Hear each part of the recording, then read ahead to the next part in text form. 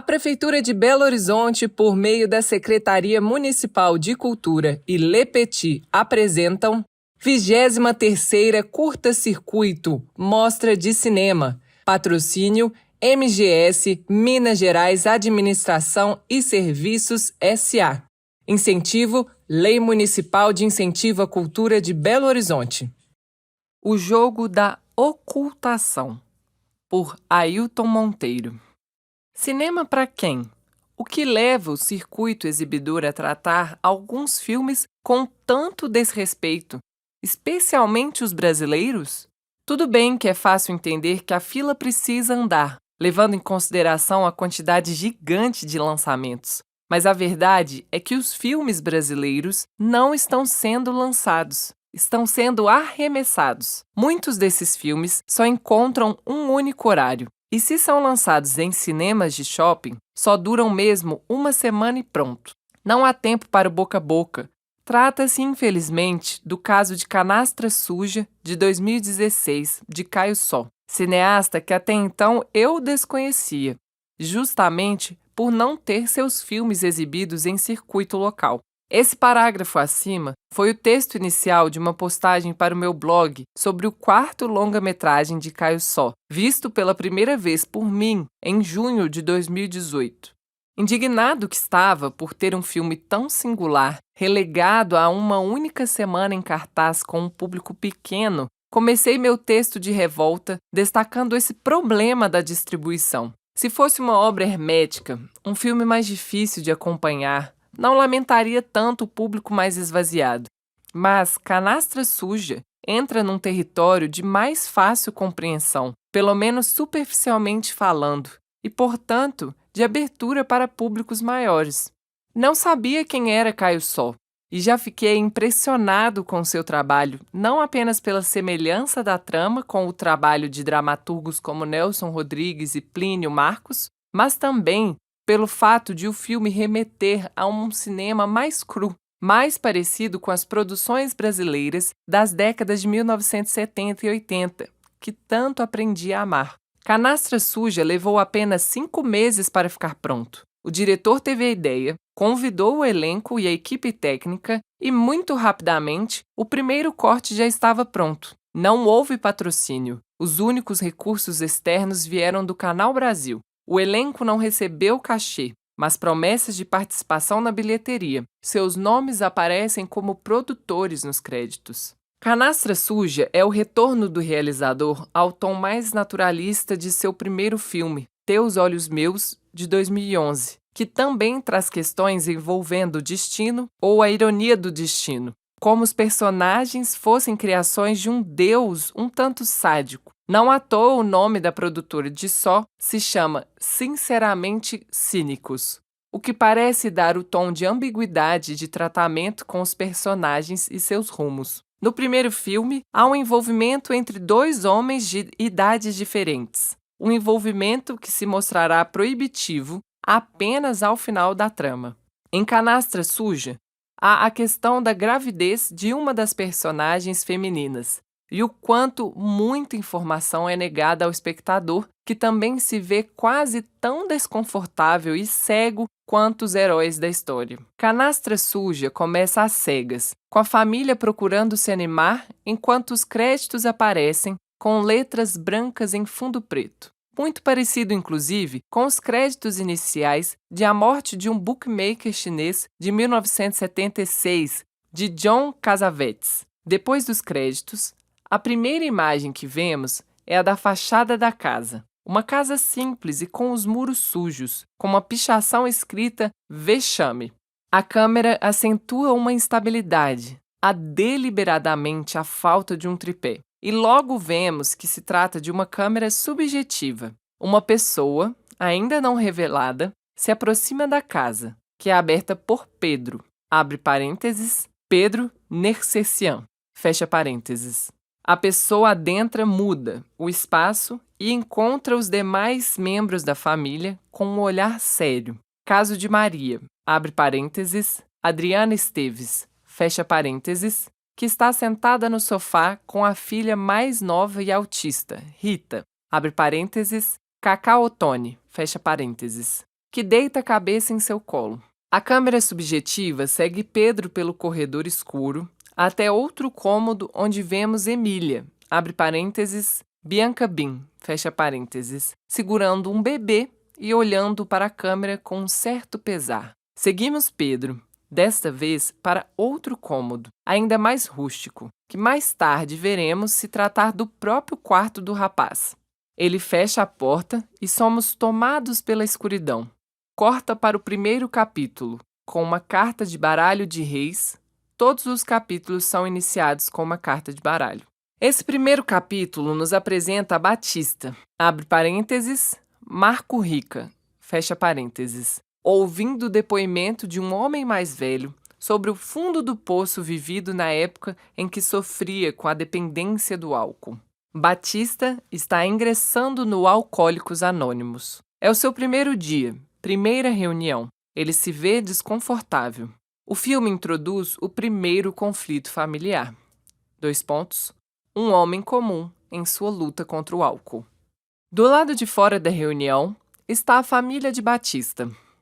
Pedro está inquieto e não quer esperar muito pelo pai. Emília alimenta Rita com uma tangerina. Maria olha para o celular. São instantes definidores da construção dos personagens, mas que são apenas o ponto de partida para uma apresentação crescente. Mais à frente, conhecemos Tatu, abre parênteses, David Jr., fecha parênteses, peça fundamental da trama, que não faz parte da família, mas que está presente na vida de Emília. É seu namorado, de Pedro é seu amigo mais próximo, de Maria é seu amante e até de Rita, como veremos ao final. Para a apresentação de Tatu, vemos o personagem como o mais centrado de todos. Ao contrário, por exemplo, de Pedro, que não sabe direito o que fazer da vida, embora saiba que quer sair da pobreza e que não quer seguir os rumos do pai. De Emília, que usa sua beleza e graça a fim de alçar melhores possibilidades de vida com seu chefe dentista.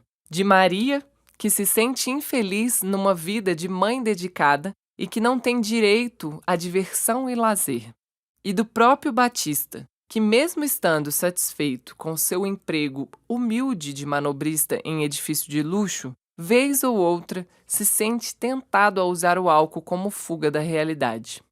Diferente deles, Tatu aparece com discurso seguro, corpo musculoso, relógio caro, moto e roupas caras, que não se sabe de onde vem, sendo ele um simples dono de uma borracharia.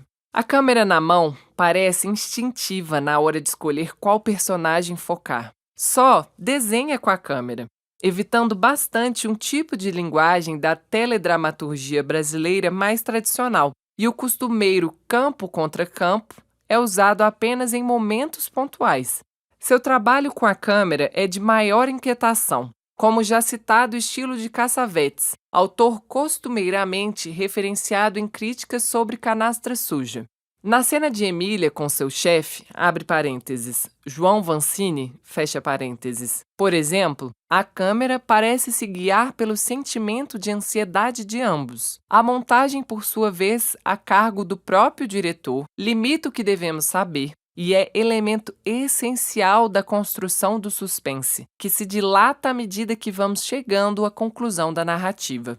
Não o suspense hitchcockiano que mostra as cartas e evita o whodunit, mas aquele criado a partir de situações de tensão, muitas vezes gerados por problemas de comunicação. O teste de gravidez, o clube de Michês, o celular roubado são exemplos de pontos cegos da trama.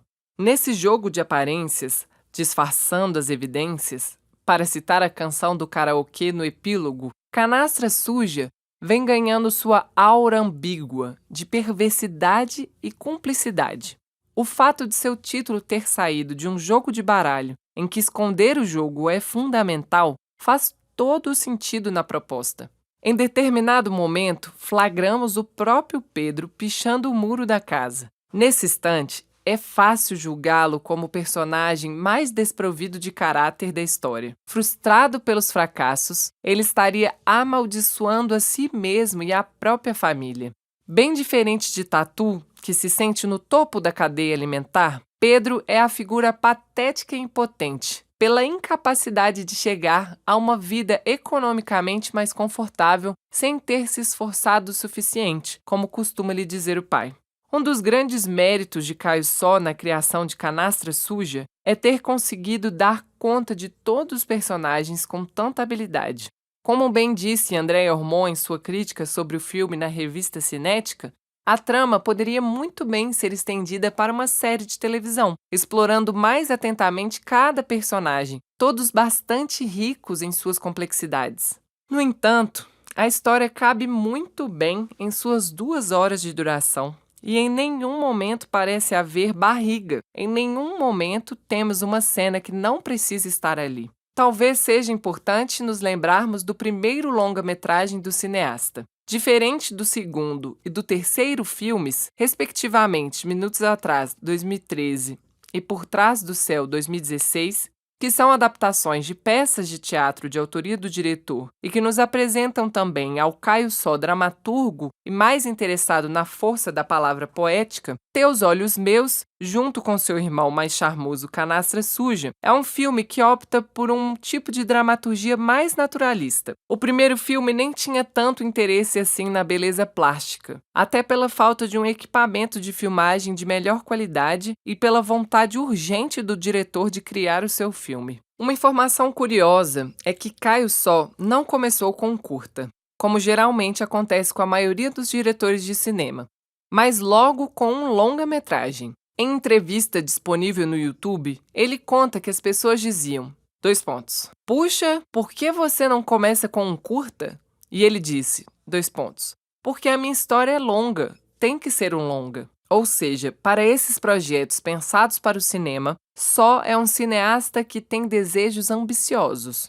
Sendo Teus Olhos Meus o primeiro filme de um jovem diretor, cheio de angústia, cheio de ideias. Esse conjunto de angústias e ideias se apresenta na figura do personagem de Emílio Dantas, chamado Gil, jovem rebelde que adora escrever nas paredes pensamentos que lhe vêm à cabeça, como se aquilo fosse uma necessidade tão grande quanto comer, beber ou fazer suas necessidades fisiológicas. Como Gil, Caio Só era, ou é, esse sujeito que também ficou famoso pelo hábito de escrever nas paredes, até mesmo nas paredes das casas dos amigos, como se fosse necessário desaguar esse processo de ideias que surgem como presentes que precisam ser materializados de alguma forma. Azul Serra, diretor de fotografia, que depois seria mais lembrado por enfatizar uma beleza plástica com luz e cores mais vivas, como nos 2 filmes da Turma da Mônica, Laços, 2019, e Lições, 2021, ambos de Daniel Rezende, e em Aos Teus Olhos, de 2017, de Carolina Jabbour, conta, em entrevista ao site da Associação Brasileira de Cinematografia, ABC, que, logo no primeiro dia de filmagem de Canastra Suja, enquanto filmava uma cena de Adriana Esteves, viu que, abre aspas, ela podia parar em um lugar ótimo para a luz.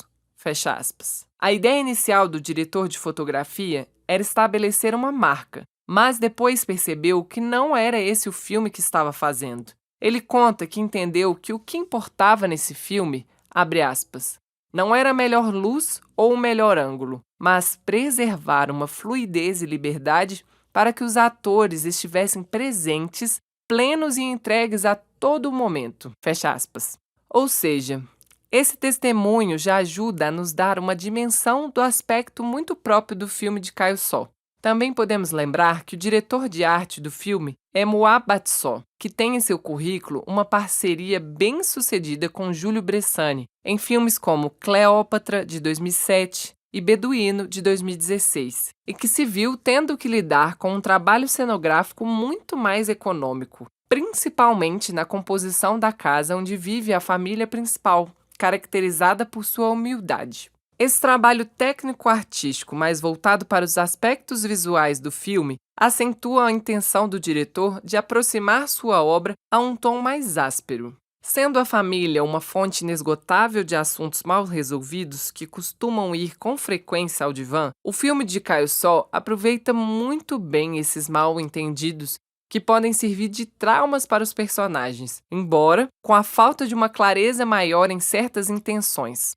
Parte dos interesses e desejos dos personagens fiquem um pouco à sombra do que é escondido. Mas, se muita coisa fica nas sombras, a raiva e a revolta são elementos explorados com veemência pelos personagens. Em determinada cena, Maria externa muito bem suas frustrações de maneira verbal ao filho, mas apenas depois de se ver numa situação de humilhação seguida da consciência de que o ato terrível de amarrar a filha autista na cama para poder fazer sexo com tatu na borracharia poderia ser atenuado se levarmos em consideração o trabalho árduo de mãe e esposa dentro de uma família com problemas sérios e que se agravam ao longo do filme.